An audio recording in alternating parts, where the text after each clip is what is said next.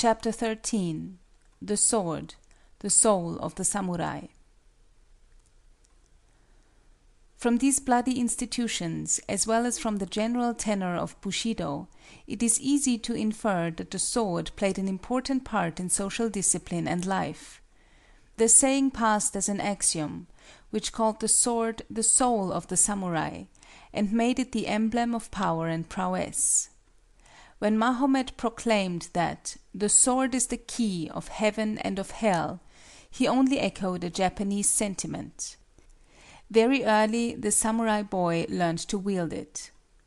It was a momentous occasion for him when at the age of 5 he was apparelled in the paraphernalia of samurai costume, placed upon a go-board, and initiated into the rites of the military profession by having thrust into his girdle a real sword, instead of the toy dirk with which he had been playing.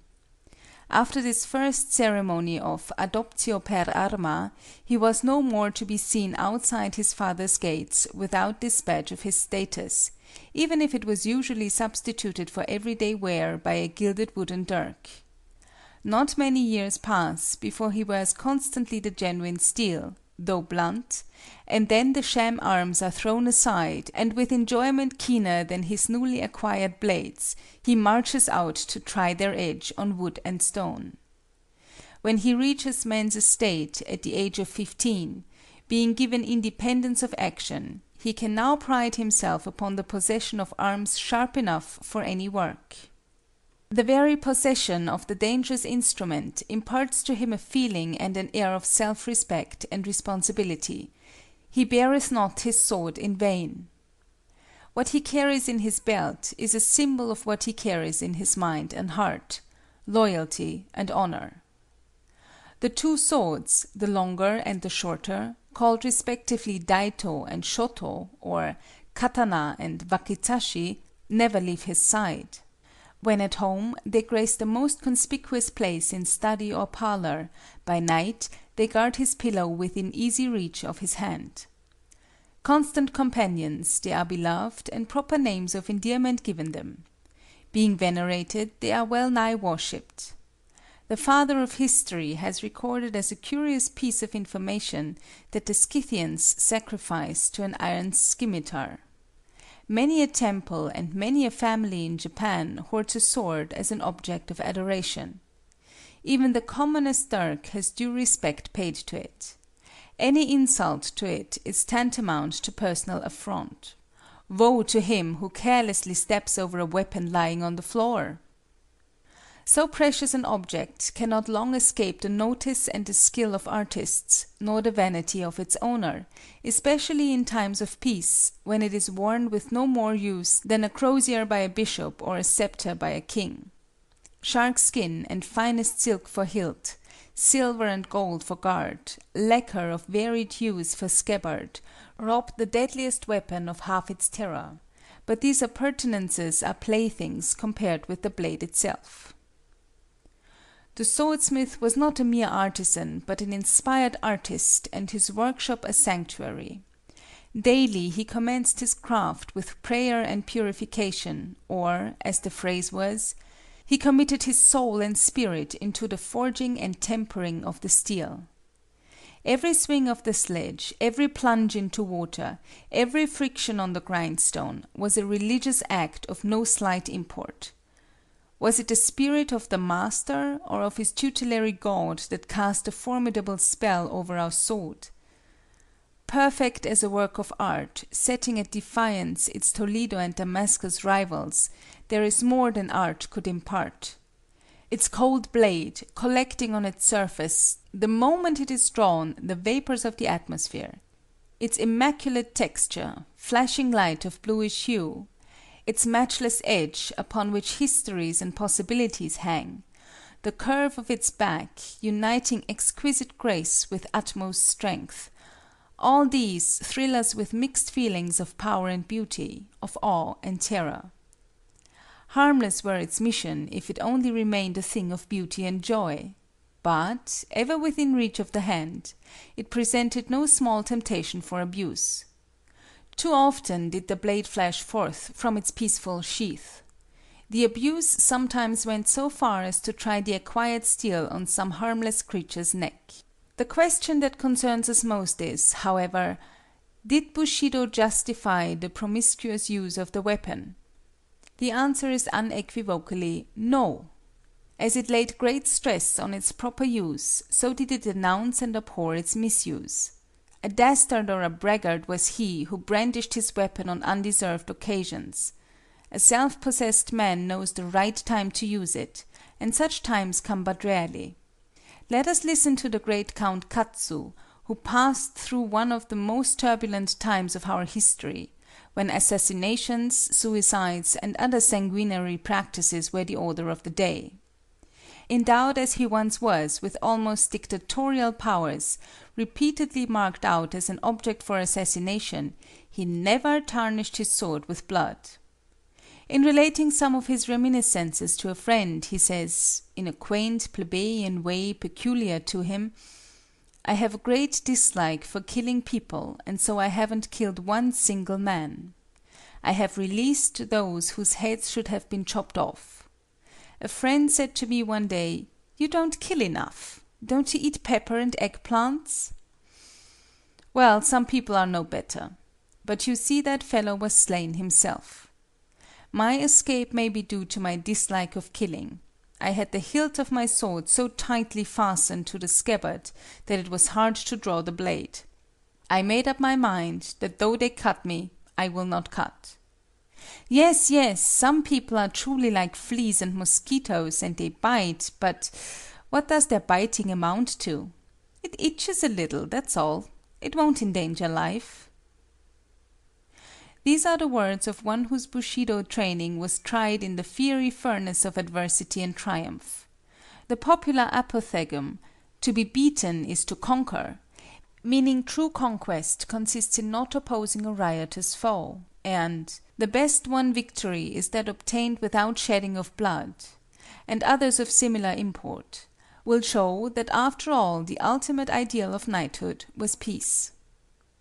It was a great pity that this high ideal was left exclusively to priests and moralists to preach, while the samurai went on practicing and extolling martial traits.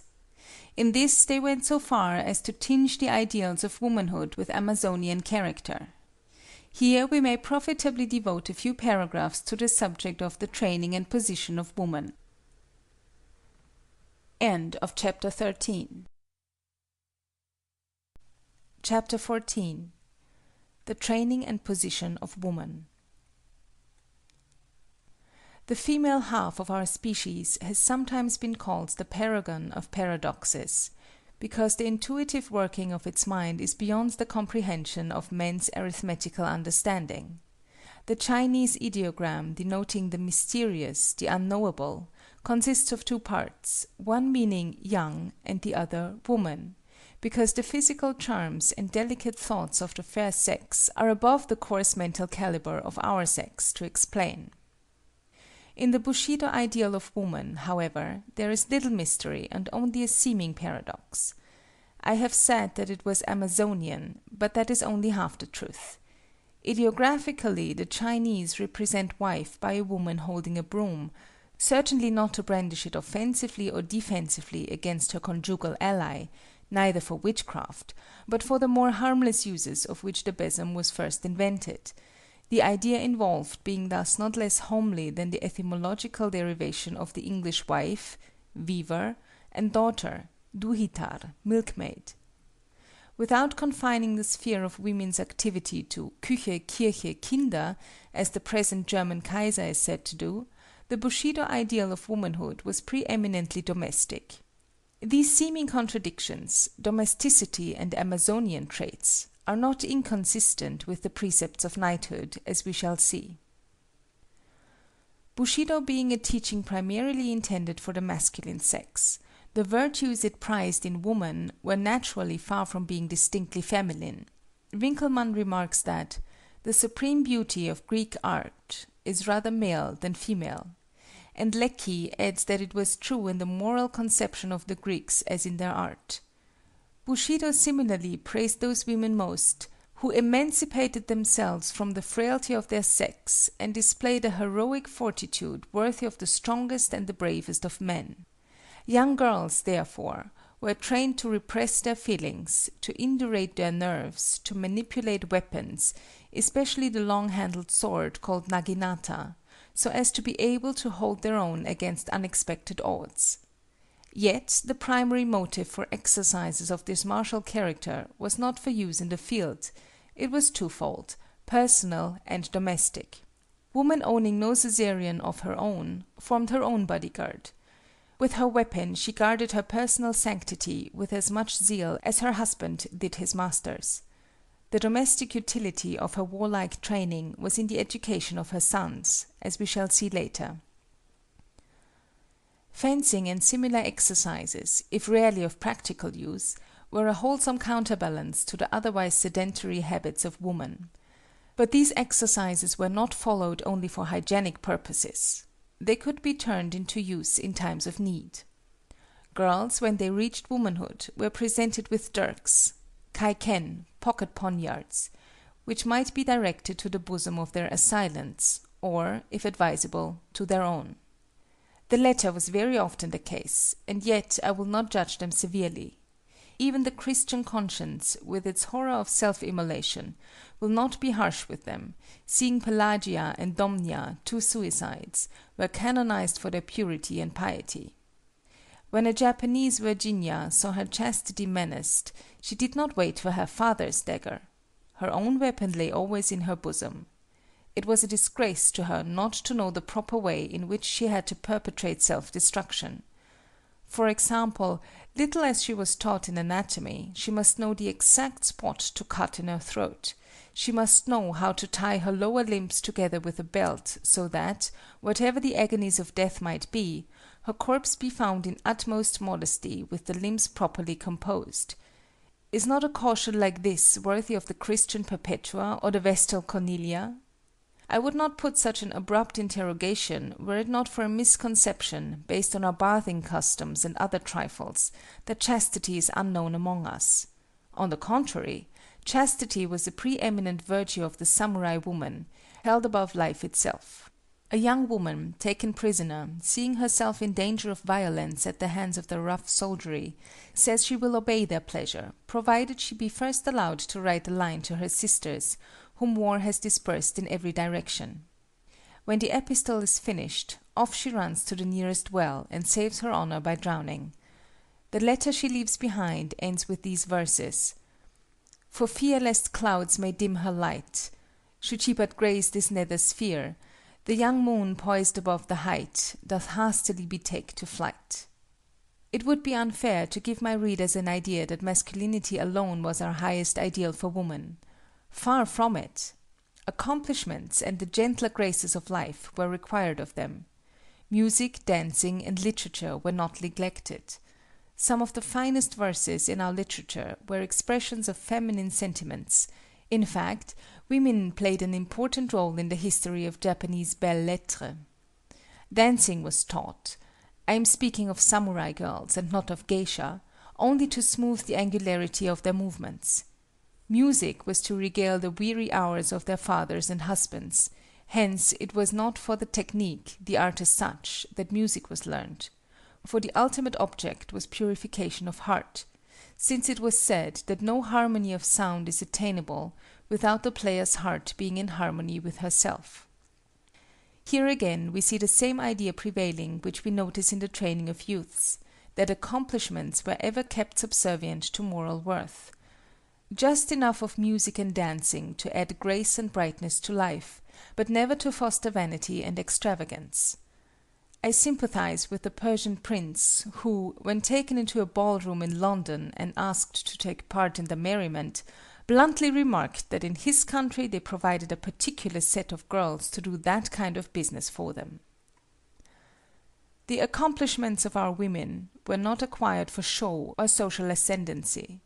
They were a home diversion, and if they shone in social parties, it was as the attributes of a hostess, in other words, as a part of the household contrivance for hospitality.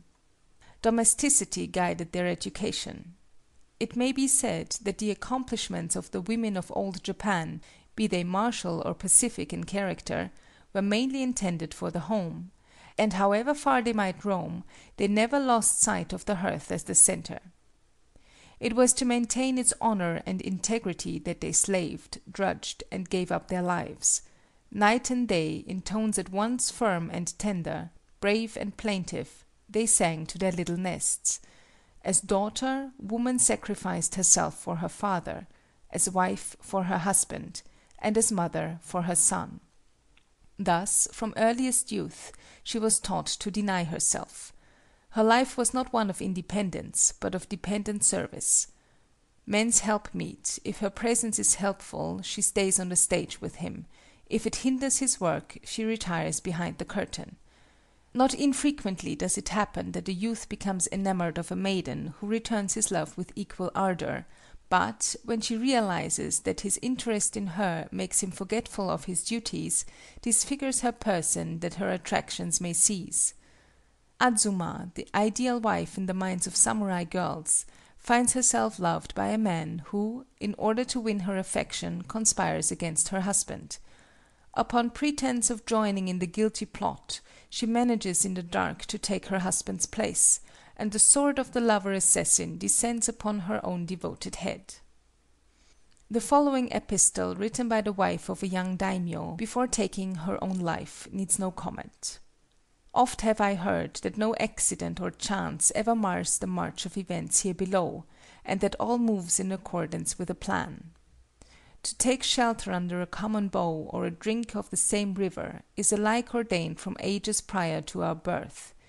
Since we were joined in ties of eternal wedlock, now 2 short years ago, my heart hath followed thee, even as its shadow followeth an object, inseparably bound heart to heart, loving and being loved.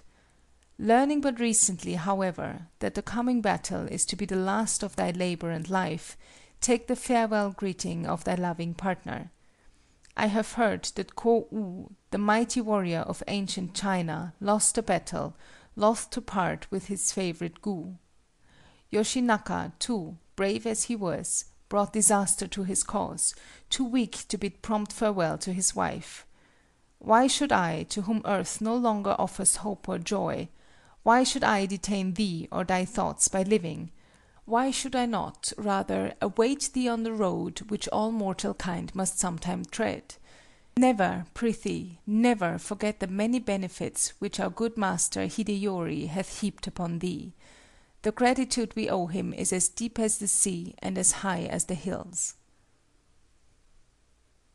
Woman's surrender of herself to the good of her husband, home, and family was as willing and honorable as the man's self-surrender to the good of his lord and country. Self-renunciation, without which no life enigma can be solved, was the keynote of the loyalty of man as well as of the domesticity of woman. She was no more the slave of man than was her husband of his liege lord, and the part she played was recognized as Naijo, the inner help. In the ascending scale of service stood woman, who annihilated herself for man, that he might annihilate himself for the master, that he in turn might obey heaven.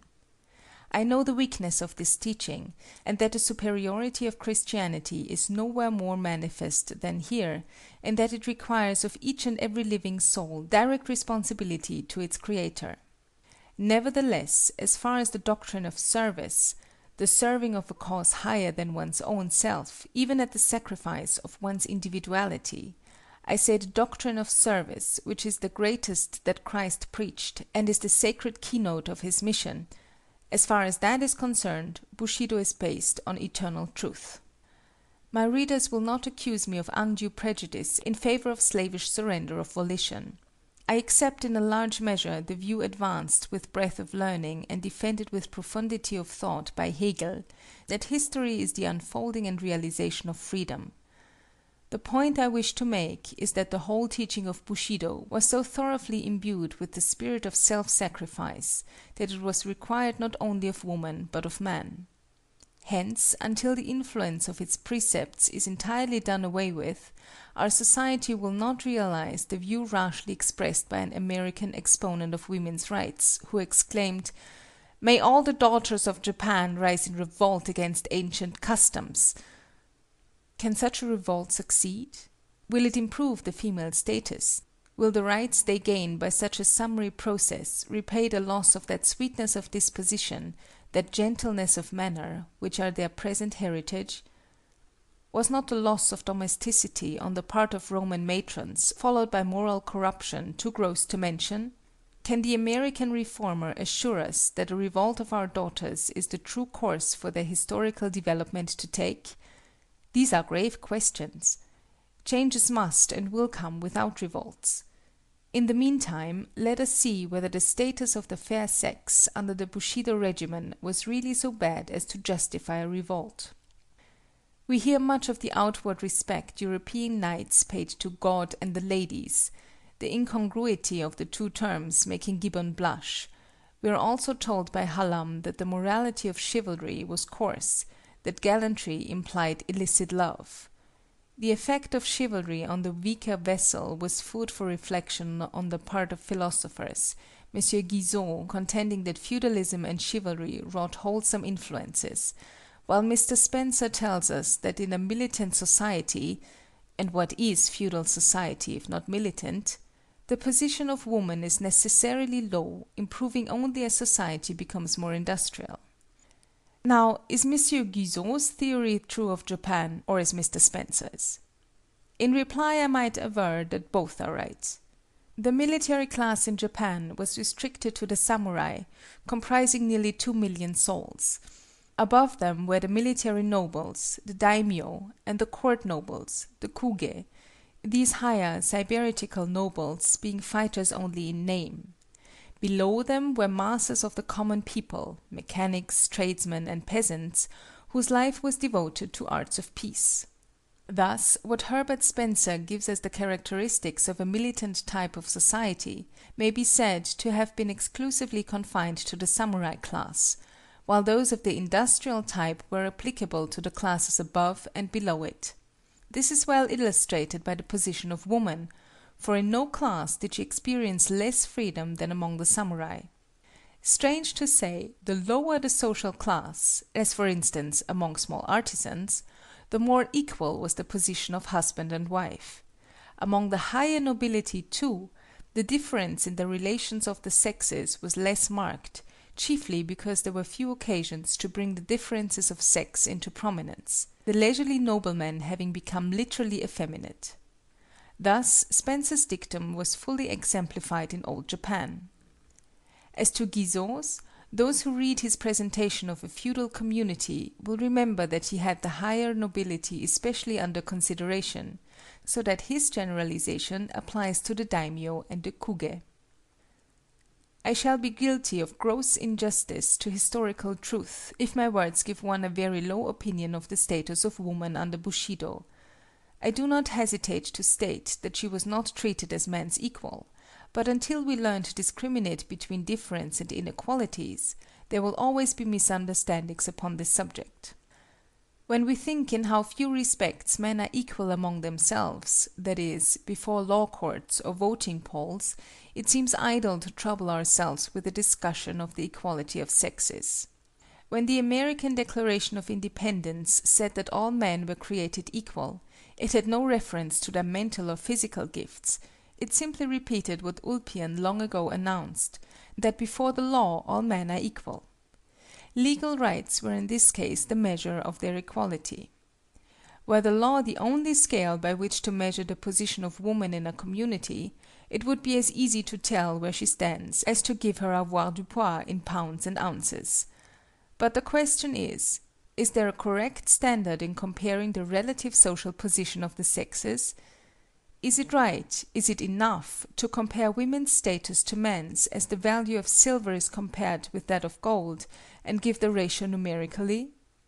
Such a method of calculation excludes from consideration the most important kind of value which a human being possesses, namely the intrinsic. In view of the manifold variety of requisites for making each sex fulfill its earthly mission, the standard to be adopted in measuring its relative position must be of a composite character, or, to borrow from economic language, it must be a multiple standard. Bushido had a standard of its own, and it was binomial. It tried to gauge the value of woman on the battlefield and by the hearth. There she counted for very little, here for all. The treatment accorded her corresponded to this double measurement. As a social political unit not much, while as wife and mother she received highest respect and deepest affection. Why among so military a nation as the Romans were their matrons so highly venerated? Was it not because they were matrona, mothers? Not as fighters or lawgivers, but as their mothers did men bow before them. So with us. While fathers and husbands were absent in field or camp, the government of the household was left entirely in the hands of mothers and wives. The education of the young, even their defense, was entrusted to them. The warlike exercises of women of which I have spoken were primarily to enable them intelligently to direct and follow the education of their children. I have noticed a rather superficial notion prevailing among half-informed foreigners that because the common Japanese expression for one's wife is "my rustic wife" and the like, she is despised and held in little esteem. When it is told that such phrases as "my foolish father," "my swinish son," "my awkward self," etc., are in current use, is not the answer clear enough? To me it seems that our idea of marital union goes in some ways further than the so-called Christian. Man and woman shall be one flesh. The individualism of the Anglo-Saxon cannot let go of the idea that husband and wife are two persons. Hence, when they disagree, their separate rights are recognized, and when they agree, they exhaust their vocabulary in all sorts of silly pet names and nonsensical blandishments. It sounds highly irrational to our ears when a husband or wife speaks to a third party of his other half, better or worse, as being lovely, bright, kind, and what not. Is it good taste to speak of one's self as my bright self, my lovely disposition, and so forth? We think praising one's own wife or one's own husband is praising a part of one's own self, and self-praise is regarded, to say the least, as bad taste among us, and I hope among Christian nations too. I have diverged at some length because the polite debasement of one's consort was a usage most in vogue among the samurai. The Teutonic races beginning their tribal life with a superstitious awe of the fair sex, though this is really wearing off in Germany, and the Americans beginning their social life under the painful consciousness of the numerical insufficiency of women, who, now increasing, are, I am afraid, fast losing the prestige their colonial mothers enjoyed. The respect man pays to woman has in Western civilization become the chief standard of morality. But in the martial ethics of Bushido, the main watershed dividing the good and the bad was sought elsewhere. It was located along the line of duty, which bound man to his own divine soul and then to other souls, in the 5 relations I have mentioned in the early part of this paper. Of these we have brought to our readers' notice loyalty, the relation between one man as vassal and another as lord. Upon the rest I have only dwelt incidentally, as occasion presented itself, because they were not peculiar to Bushido. Being founded on natural affections, they could but be common to all mankind, though in some particulars they may have been accentuated by conditions which its teachings induced. In this connection there comes before me the peculiar strength and tenderness of friendship between man and man, which often added to the bond of brotherhood a romantic attachment doubtless intensified by the separation of the sexes in youth, a separation which denied to affection the natural channel open to it in Western chivalry or in the free intercourse of Anglo-Saxon lands. I might fill pages with Japanese versions of the story of Damon and Pythias, or Achilles and Patroclus, or tell in Bushido parlance of ties as sympathetic as those which bound David and Jonathan.